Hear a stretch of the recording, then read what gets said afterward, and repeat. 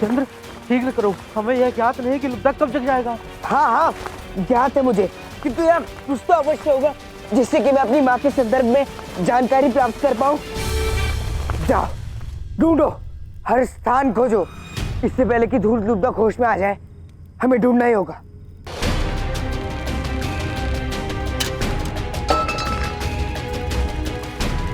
किंतु यह भी तो हो सकता है कि आचार्य चाणक्य का तुम्हें तुम्हारी माँ से ना मिलवाने के पीछे कोई विशेष कारण हो। देखो आज तुम सब सुनिश्चित कर ही दो कि तुम मेरे साथ हो या उस खुली शिखा वाले ब्राह्मण के साथ, क्योंकि अब इस जन्म में तो मैं और वो कभी साथ नहीं हो सकते।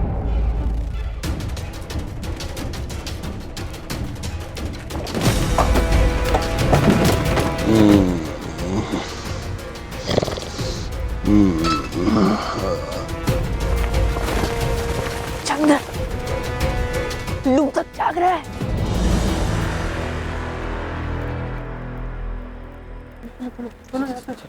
नहीं, जब तक मुझे मेरा संदूक नहीं मिल जाता कोई कहीं नहीं जाएगा।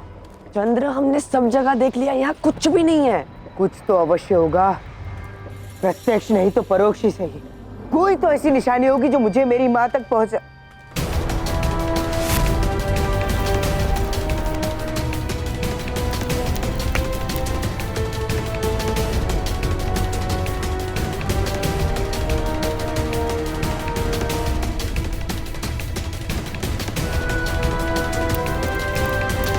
यहाँ कुछ तो है।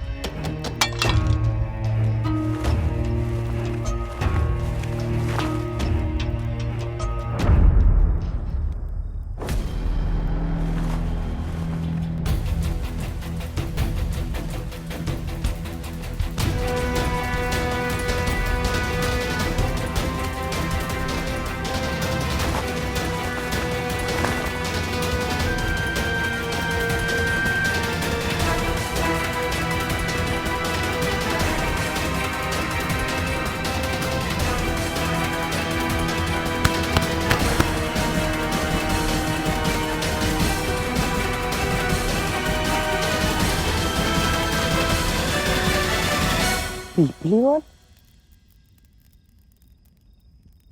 पीपलीवन लिखा है इस पर तो,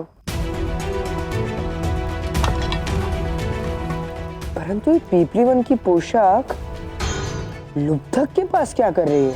यह सुराग तो तुम्हें मिल गया चंद्र, किंतु इस विषय में तुम्हारे संदेह को कौन दूर करेगा? मैं धनानंद की दासी नहीं हूं, मैं एक क्षत्राणी हूं, पीपलीवान की रानी। महल में कोई है जो इस संदर्भ में मेरी सहायता कर सकता है।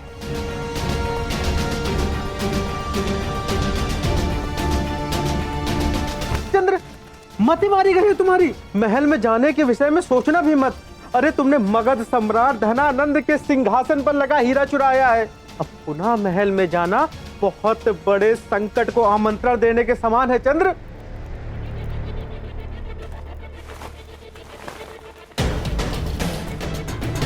यदि इस संकट से मुझे मेरी माँ के विषय में जानकारी प्राप्त हो सकती है तो मैं महल क्या यमलोक तक जाने को सज्ज हूं।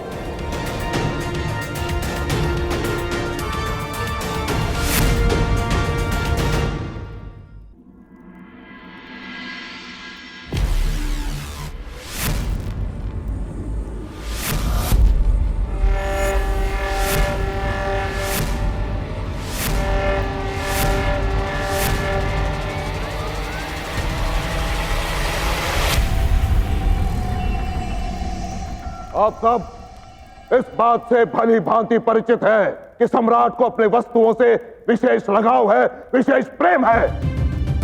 कोई वो वस्तु चोरी कर ले, इसके विचार मात्र से सम्राट को घृणा है। और आज यहां यही हुआ। उनकी विशेष वस्तु, इस सिंहासन का हीरा चोरी हुआ है। यदि आप में से किसी को भी जानकारी है तो अभय होकर समक्ष आए और सत्य बताए।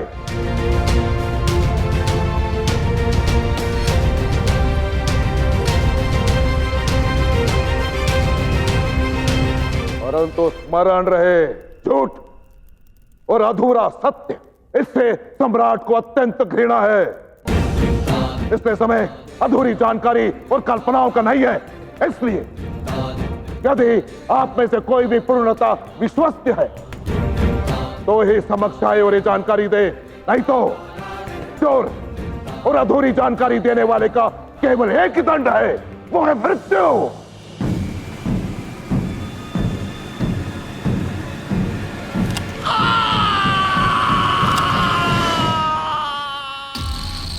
यदि आप में से किसी को भी यह जानकारी नहीं है तो सम्राट किसी को भी पात्र समझकर दंड दे सकते हैं। सेनापति भद्रसाल, रात्रि में जितने भी सैनिक थे उन सबको सम्राट के समक्ष उपस्थित करो। और तुम सब आप जब तक चोर और वो हीरा नहीं मिल जाता संदेह के घेरे में हो। जिस दिन वो चोर मिल गया उसी क्षण मैं स्वयं अपने हाथों से उसका सर धड़ से अलग कर दूंगा।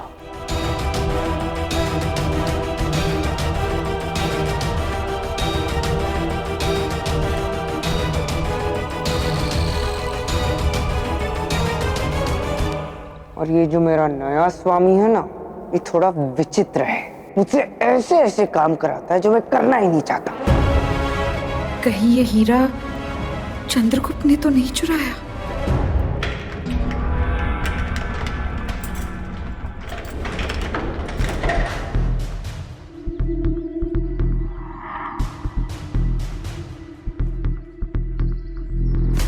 आशा है वीरभद्र की माई के पास मेरे सभी प्रश्नों के उत्तर होंगे।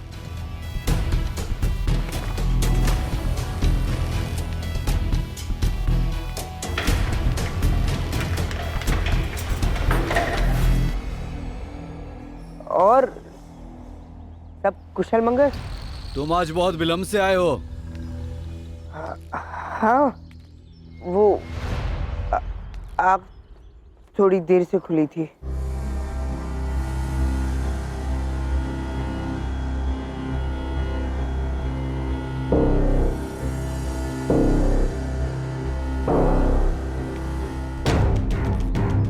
प्रतीत होता है कि हीरे की चोरी की बात फैल गई है। चल क्या रहा है यहाँ?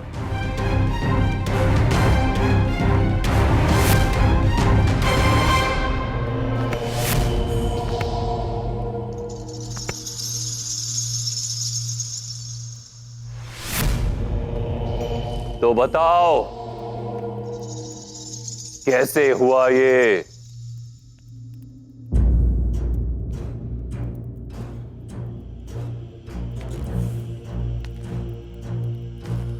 तुम सबके वहां होते हुए हीरे की चोरी हुई कैसे? क्या कारण है इसके पीछे? धन, लोभ या कुछ और? क्या मेरे द्वारा दिया गया वेतन पर्याप्त नहीं होता तुम सबके लिए? बोलो।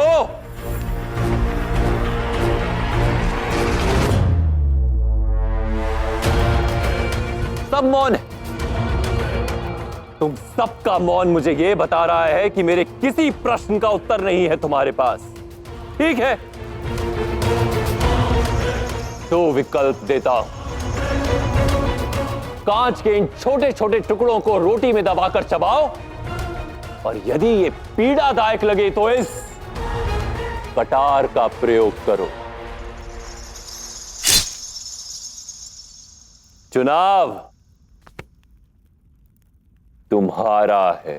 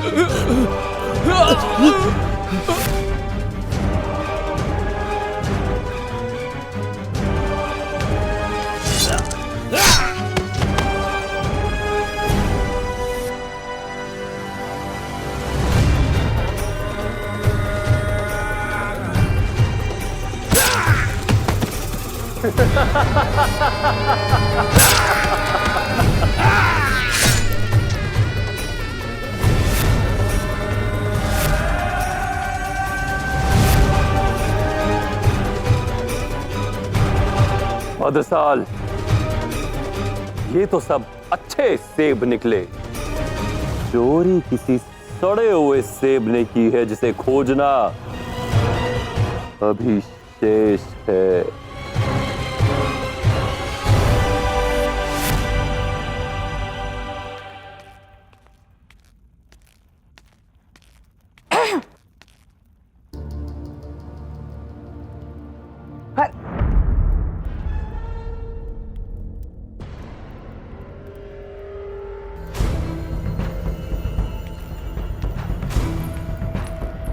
सुनो चंद्र। अरे माई, अच्छा वो जो आप मुझे यही मिल गई।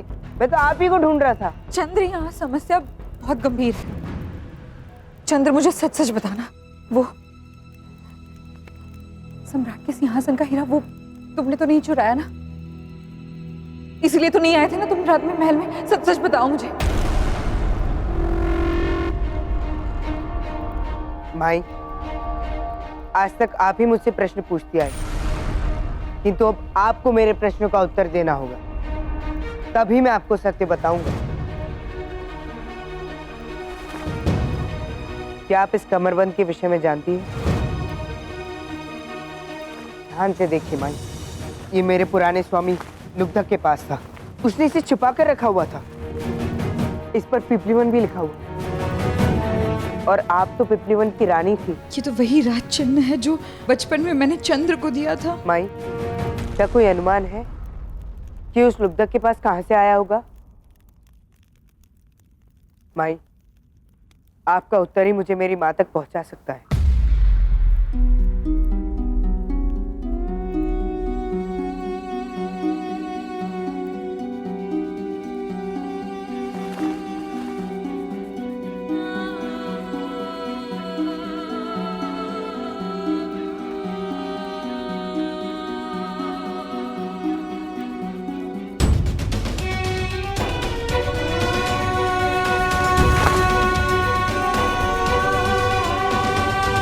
क्या सोच रहे आप माई?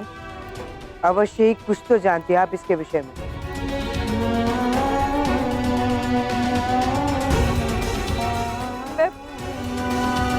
कहाँ गया वो अंगरक्षक चंद्रगुप्त? यही तो था।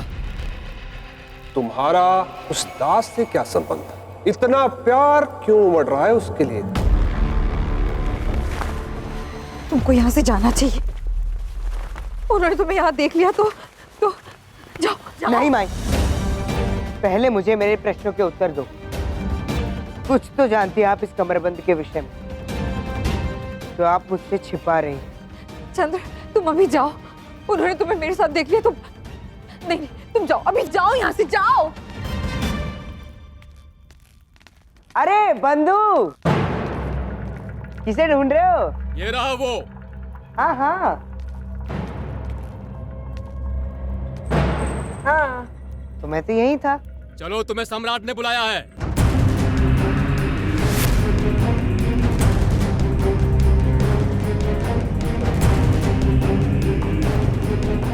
अच्छा, तो चलो।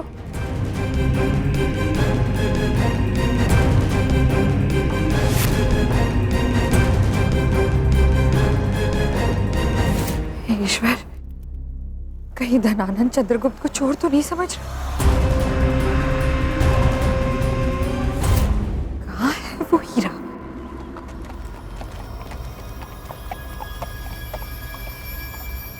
हे भगवान, ये तो वही हीरा है। तुम तो मगध के जाने माने जौहरी हो, मुझे सब कुछ बताओ इसके बारे में। ये हीरा मगध के सम्राट धनानंद के सिंहासन में जड़ित बहुमूल्य हीरा है। जब सम्राट ने पीपली वन राज्य में अधिकार जमाया, तब पीपली वन के राजकोष से उन्हें ये मिला। मैंने खुद तराश कर सम्राट धनानंद के सिंहासन में जड़ा था इसको। सम्राट को यह हीरा बहुत प्यारा है, लेकिन इसके खोने से वो व्याकुल हो रहे होंगे। न जाने कितने लोगों का सर कट चुका होगा। आपको इसे उनको लौटाना चाहिए। वाकई? क्या हुआ यमनराज? मैंने कोई आपत्तिजनक बात कही हो तो कृपया क्षमा करें मुझे। चलो, माफ किया। बस मुझे इतना बताओ, ये जितना चमकदार है उतना मजबूत भी। जी महाशय, पूरी पृथ्वी पर हीरे से ज्यादा कठोर कोई चीज नहीं। ये जितना ज्यादा चमकीला उतना ज्यादा कठोर। धातु भी काट सकता है ये। शुक्रिया।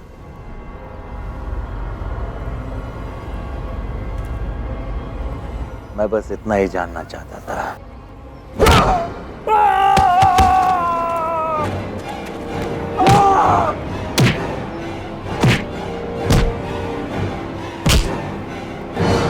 अब तुम्हें इस हीरे की ताकत का पता चल गया होगा। अब बारी है तुम्हारे शाह की, और बहुत जल्द उसे महसूस हो जाएगा कि सेल्यूकस इस हीरे से कहीं ज्यादा कठोर और कातिलाना है। और बहुत जल्द तुम्हारे मुल्क के ऐसे सारे नायाब हीरे जवाहरात मेरे कदमों में पड़े होंगे, और जो कोई मेरे रास्ते में आएगा उसकी मौत मैं ऐसी लिखूंगा जैसी तुम्हारी लिखी है।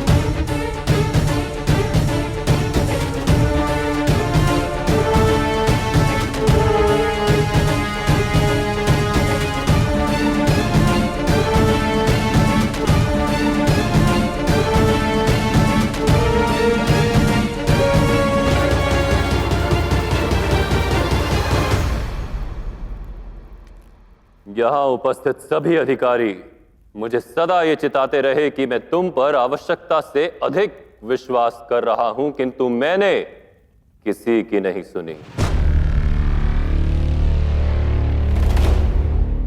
तुम पर विश्वास करता रहा, और अब मेरे किसी अति विश्वसनीय और निकट व्यक्ति ने मेरे साथ ही विश्वासघात किया है। मेरे महल में मेरे सिंहासन पर जड़ित अति मूल्यवान हीरा चोरी हो गया। क्या तुम्हें इस संदर्भ में कुछ कहना है, दास?